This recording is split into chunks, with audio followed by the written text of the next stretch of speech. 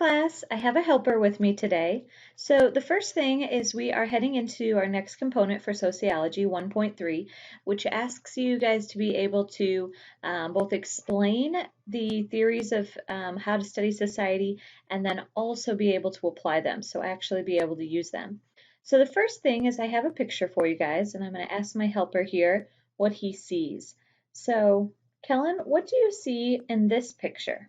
Um, I see a turtle. A turtle. Oh, yeah. Show us where you see the turtle. There. Right there, there's a turtle. Well, I see a woman. This is her hair, and this is her face and her chin. A woman. You see a woman too? What's she doing? Well, I actually see two women. Do you guys see them? You have a young woman. Whoops. You have a young woman looking away from the screen, and then you have an older woman. This would be her nose and then her chin, and she's kind of looking down at the ground. All right, helper, how about this picture? A statue. Oh, nice. So what does the statue look like? What color is it? White. It's white. Yeah, that is a cool statue here. You can kind of see the base and then it comes up. I do see that statue. I also see two faces looking at each other. Do you see two faces if you look at the orange part? Yeah. That's pretty cool, huh? Who is that? Why? Aren't those neat pictures? That's what we're going to be talking about in this component. There's really no wrong way to look at society, but depending on which ones of these perspectives you use, which one you kind of naturally trend towards, you're going to see something different. So whether you saw the old woman or the young woman or the statue or the two faces looking at each other is going to be very similar to whether you use a functionalist perspective, a conflict perspective, or a symbolic interactionalist perspective. That was fun. Thank you for helping me, sir. My assistant had to go fight Ninja Turtles, or fight the bad guys, once again. All right, so let's talk about these three perspectives you guys are going to be held accountable for. The first one is a functionalist perspective, or a structural functionalist perspective. They see society as a set of interrelated parts. Each group in society, each social institution has certain responsibilities and things that they have to do in order to provide a stable social system. So in order for your life to go smoothly, your family had to work with the government, had to work with education, had to work with religion, so on and so forth. Functionalist perspective is really the viewpoint that dominated early sociology. So those founders of sociology, those in the family tree, the roots, they really focused on the functionalist perspective, looking at how did or what were the functions, what were those things, those manifest functions, those things that social institutions were supposed to do, and then what happens when something is dysfunctional. So maybe it's something along the lines of if families became dysfunctional. So maybe it's the increase in single parent families that became harder to provide food, necessities, housing, those basic jobs of families. So somebody else stepped in, education stepped in, or the government stepped in, and there are programs to help support single families so that they don't fall through the cracks. All right. As you built, the next most common is the conflict theory. Okay, the next kind of perspective that gained momentum. This is the Karl Marx perspective, which focuses on the forces in society which promote competition and change. Change is inevitable in society. The conflict perspective is looking at what was happening in order to see that change. So this is the group again, this is looking at the haves versus the have-nots. So it's saying that social change occurs when there's enough tension.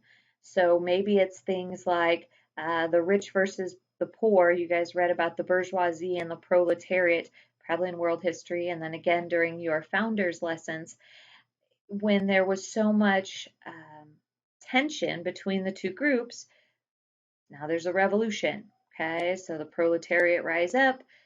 They're not going to live as the way that the bourgeoisie had wanted them. Okay, maybe it's American history, maybe it's the colonies versus England.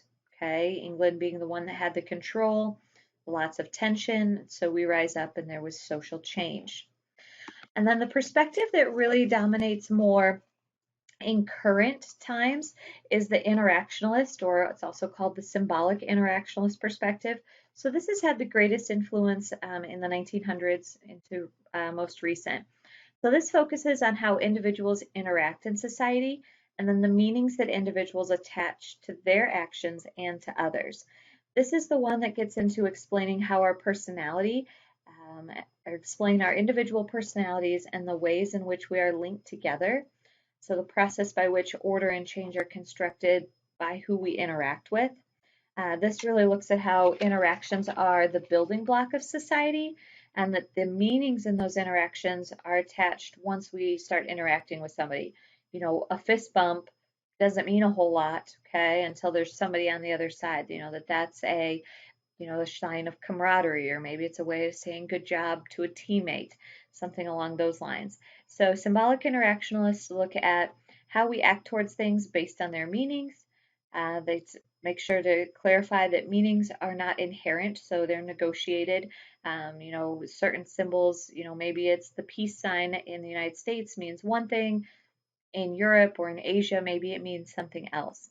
And then understanding that those meanings can change. They're not locked in stone. What a peace sign means today might not be the same thing it means 30 years from now.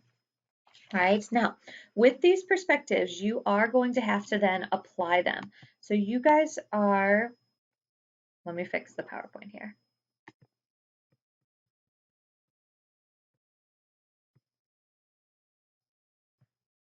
You guys are going to be applying them to things like sporting events. I know lots of you guys are involved in sports. If you guys are doing a fall sport, good luck right now. I can't wait to hear about it in 2 weeks. But a functionalist looks at what sports do to society in certain ways. So what do they contribute to that stable system? The conflict perspective looks at who's being exploited, who's being taken advantage of in the sports system.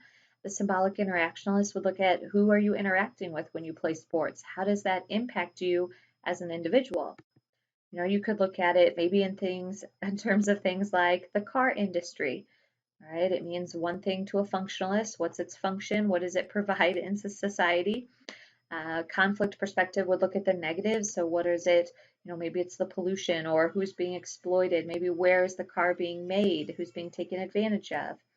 The interactionalist would look at, what does that car represent? Are there certain brands that mean more things to us? Maybe it's things along the line of are certain companies American made, right? Or maybe it's something with weddings. Okay, so what is a marriage? What function does that have in society? Conflict, who's being taken advantage of? What's the competition or the tension that could exist within the institution of marriage? Interactionalists look at what are marriage ceremonies like? What does a ring represent? Why do we get married? What does it mean to us? All right, you guys have a number of examples that you guys are going to be looking at.